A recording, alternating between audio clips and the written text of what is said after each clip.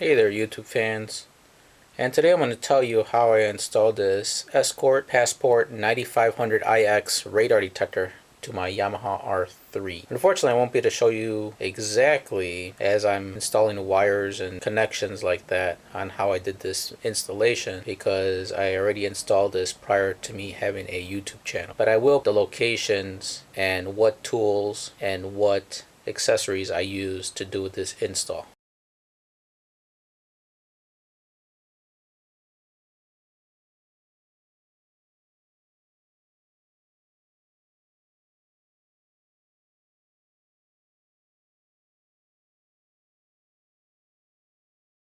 Okay, now for the installation of the radar detector, this is a tray I made.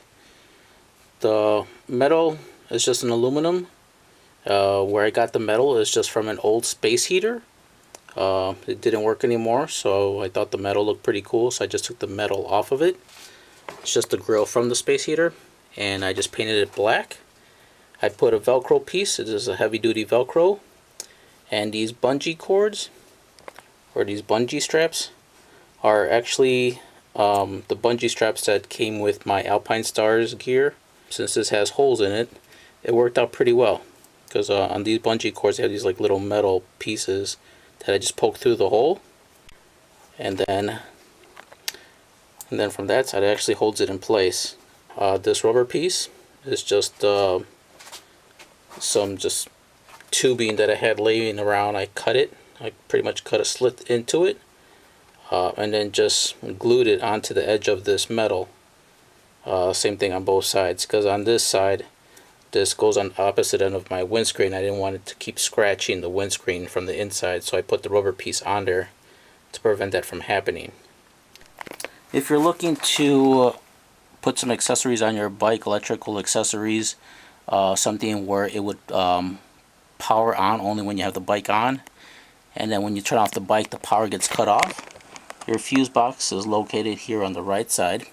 So what you want to do is open up your fuse box, and once you open up your fuse box you want to get your voltmeter and your leads and find out which one out of all these fuses has power when the bike is on and doesn't have power when the bike is off.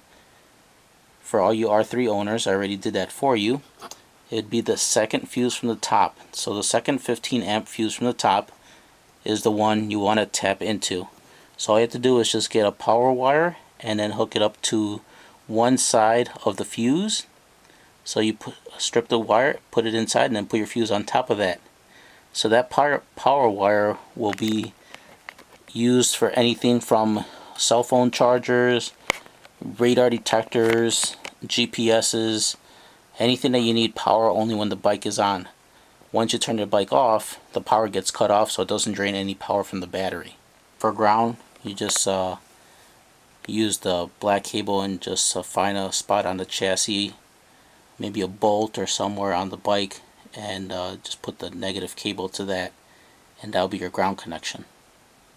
Okay, so first off you want to grab your longer screws, and you want to put one on each end.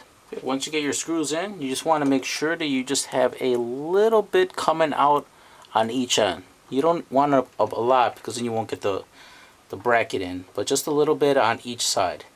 So once you have a little bit on each side sticking out, you want to get your homemade bracket.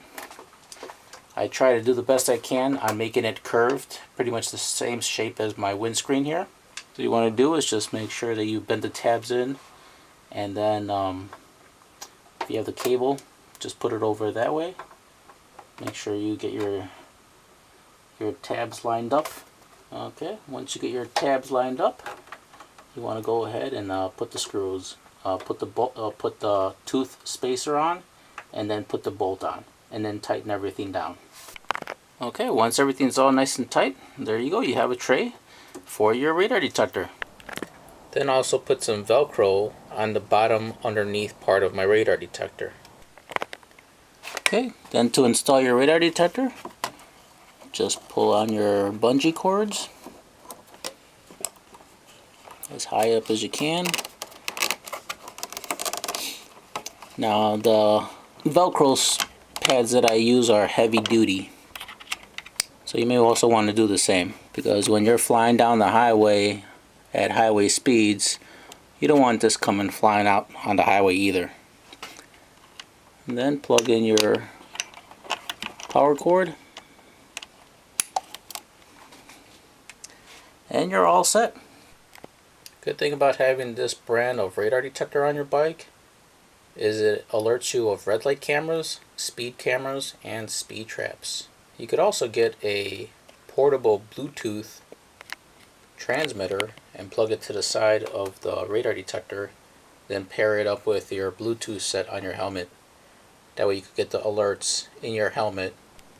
And if you don't want to get that, if you don't want to have it connected to your Bluetooth in your helmet, you could just crank up the volume all the way up on your radar detector. And believe me, you'll be able to hear any warnings. If you like my videos, please like, subscribe, and leave any comments below. Thanks for watching.